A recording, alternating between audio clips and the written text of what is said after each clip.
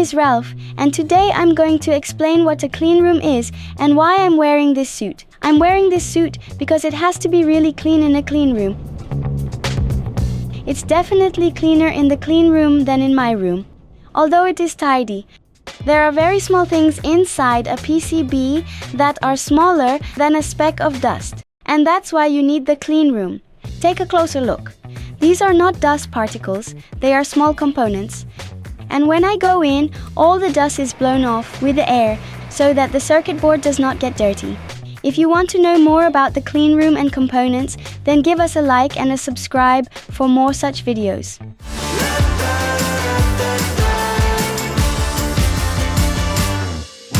Din din din din.